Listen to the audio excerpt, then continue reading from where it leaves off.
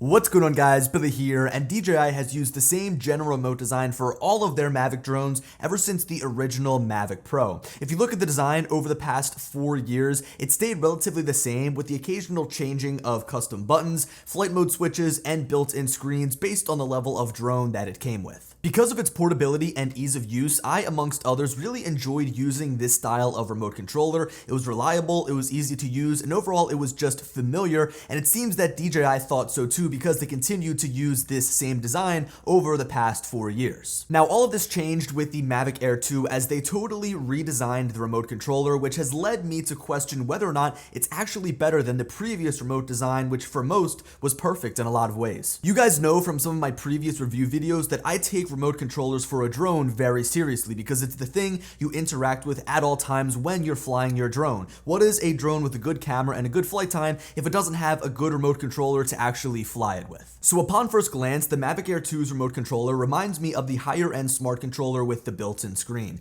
It's blocky, it's rectangular, and there are 2 humps on the back that act as grips for your hands. It's even got that same rubberized grip on the back and is made from the same high quality plastic, which leads me to believe that this is a very high quality remote controller. For those of you wondering, DJI has stated that they will be making the smart controller compatible with the Mavic Air 2 in an upcoming firmware update to the smart controller itself. Of course, this already runs the Go application to use with like the Mavic 2 Pro, the Mavic 2 Zoom, as well as the Phantom 4 Pro version 2.0, but they've got to load the Fly application onto this device in order to work with the Mavic Air 2. Now, that's something I'm really looking forward to because being able to use this as a universal remote controller to control multiple drones is something that is just so easy. I mean, I carry the Mavic 2 Pro and the Mavic Air 2 in my backpack, and being able to carry one remote controller, that's just going to save a lot of space. Now, usually in my videos, I like to build up to the point I'm trying to make while giving you guys some examples and some facts as I move along, but instead I kind of want to go in reverse order and just come out and say that the Mavic Air 2's remote controller is definitely better than that older design, and now I want to go into why I believe so. So if we look at a direct side-by-side comparison between both of the remote controllers,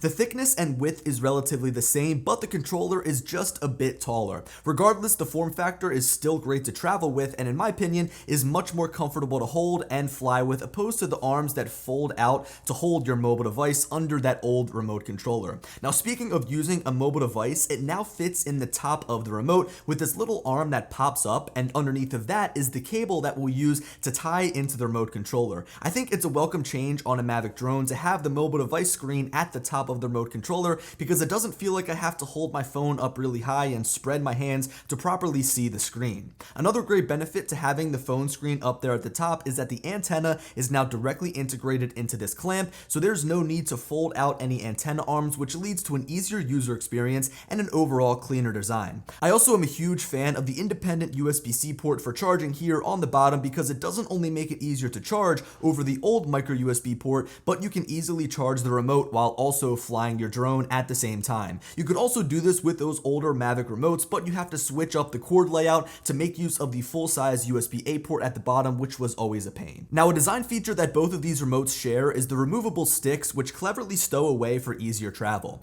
I like the placement on the Air 2's remote a lot better in this case though, because I don't have to unfold the arms to get to them. They are just sitting right at the bottom, unobstructed from the remote itself and the mobile device. Despite looking very different, these remotes do share a good amount of other similarities like button and flight mode switch placement on the front and the gimbal wheel and button placement on the backside. You might also look at some of the older remote controllers from the Mavic lineup and notice that there are some more custom buttons found on those older remotes than here on the new Mavic Air 2's remote controller. First of all, there's been a ton of iterations of this remote. A lot of them have different custom button layouts, but to kind of compare the old Mavic Air to the new Mavic Air, this drone has a pause button here on the front. It's got a function button which pretty much acts as a custom button, and it also has a separate custom button on the back side. Now, DJI cleverly integrated these buttons into the Mavic Air 2's remote controller without actually adding them. So the cool thing is that the return to home button, if you press it, actually acts as a pause button, and this function switch up here actually has a dual purpose. So depending on how you press it, it actually gives you multiple functions that you can make use of. So instead of having to deal with like 2 separate function buttons,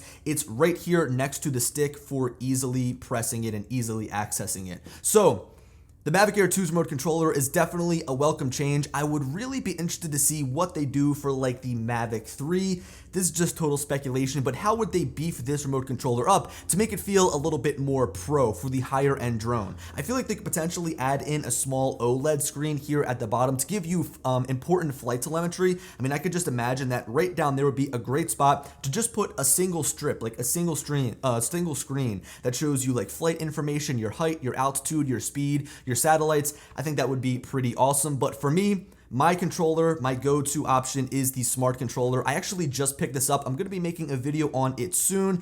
In my opinion, it's one of the best controllers that I've ever flown with. The built-in screen, the feel, the sticks, everything feels so good on it, and I can't wait to use it with my Mavic Air 2. Anyway, guys, if you've got any of these drones here, let me know what you think of the remotes down in the comment section below. Again, it's something that's really important to me, and I'd love to hear your thoughts. And as always, I'll talk to you later.